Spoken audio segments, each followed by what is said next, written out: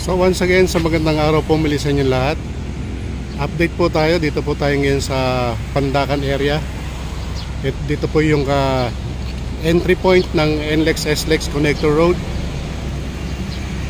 going to Skyway Stage 3, no? Meron po diyang on-ramp, off-ramp na bubuksan.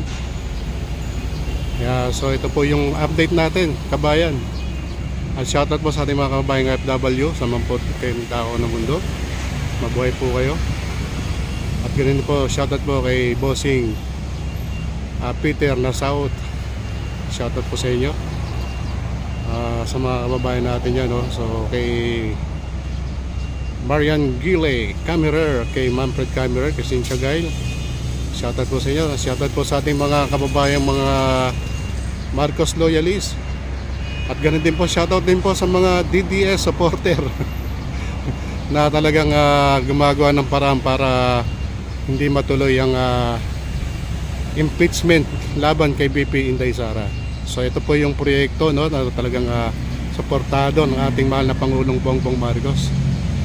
Build better, build for the Philippines, mga minamahal nating kababayan.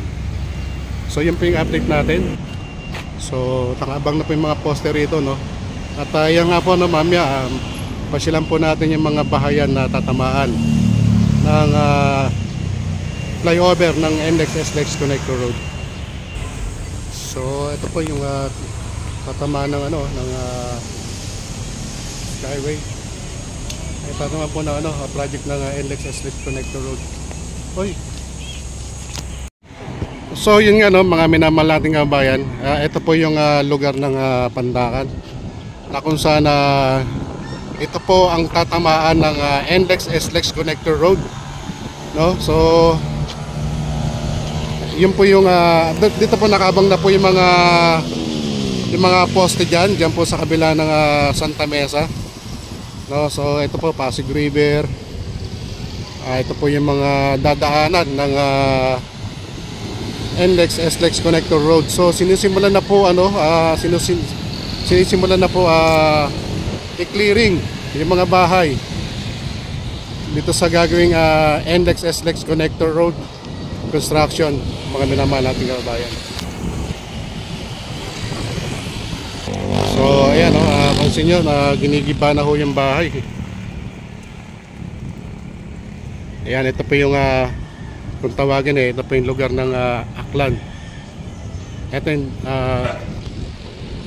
malamang tamaan din to, itong malaking bahay na to.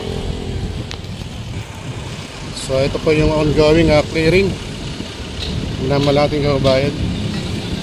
Ayan,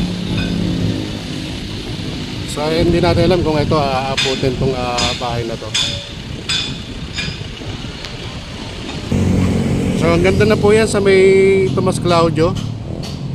Ito nga gagawing clearing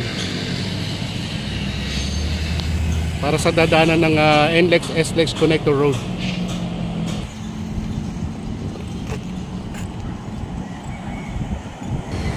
So ito po yung mga residential, no? Residential area na tatamaan ng NLEX SLEX Connector Road. So yun nga, no, minamahal nating kabayan, sinimulan na po ang pag-clearing dito po sa lugar ng Pandacan. Ayan, katulad nga, wala na rin nakatira dyan, no? Gigibayin lang po yan, tsaka ito mga ito.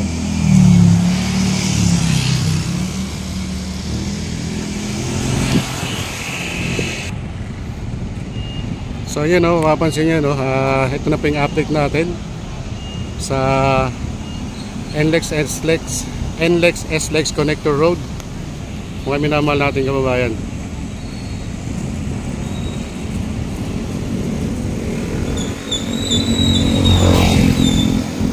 So ito yung mga lugar na tatamaan. Dito medyo nag-umpisa na yung yung clearing. So kabayan, ito naman po yung update natin sa North-South Commuter Railways. So inalis na po yung mga riles. Ayan. So yung mga bahayan po dyan, meron na po mga yung location site niya, mga minamahal nating kababayan.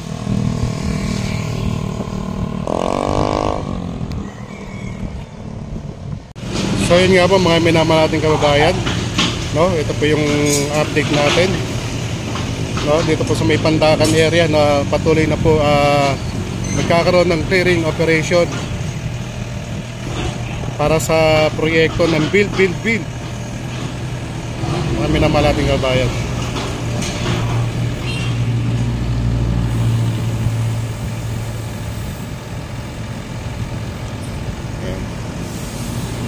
Thank you so much sa muli. Maraming salamat po sa inyong lahat.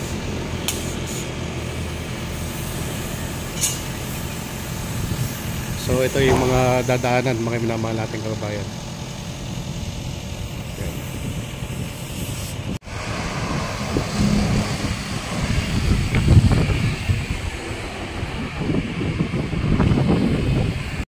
So yun nga po mga minamahal nating kababayan, no? Ito po yung update natin, no? Dito po sa may Pandakan area na patuloy na po nagkakaroon ng clearing operation para sa proyekto ng build. Mga minamahal nating kababayan.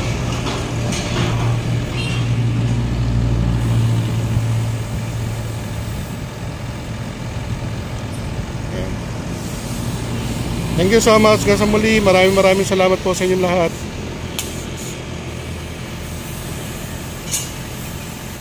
So yun nga po mga minamahal nating kababayan, no? Ito po yung update natin, no? Dito po sa may Pandakan area na patuloy na po nagkakaroon ng clearing operation para sa proyekto ng build. Mga minamahal nating kababayan.